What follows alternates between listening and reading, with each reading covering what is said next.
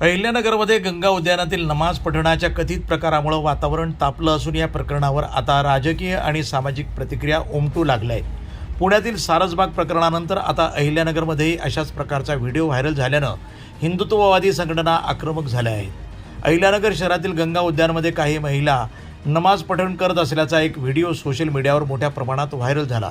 उद्यानाच्या मागील भागात लहान मुलांच्या खेळण्याजवळ हा प्रकार सुरू असल्याचं व्हिडिओमध्ये दिसत आहे।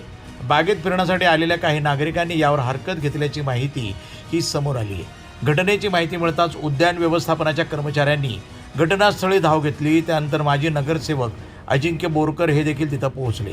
काही वेळातच आमदार संग्राम जगताप यांच्यासह हिंदुत्ववादी संघटनांचे कार्यकर्ते गंगा उद्यानामध्ये दाखल झाले। संबंधित प्रकारावर कारवाई करण्याच्या मागणीसाठी त्यांनी उद्यान परिसरामध्ये ठिय्या आंदोलन केलं। परिस्थितीची माहिती मिळाल्यानंतर पोलिसांनी घटनास्थळी धाव घेतली। पोलिसांनी नागरिक आणि कार्यकर्त्यांशी चर्चा करून चौकशी करण्यात येईल, तसंच योग्य ती कारवाई केली जाईल असं आश्वासन दिलं। दरम्यान या घटनेमुळे शहरामध्ये चर्चेला उधाण आलं असून सार्वजनिक ठिकाणी धार्मिक कार्यक्रमाबाबत नियम काय असावेत यावरही चर्चा सुरू झाली आहे। वृत्तसंपादन विभाग, न्यूज टुडे 24, अहिल्यानगर।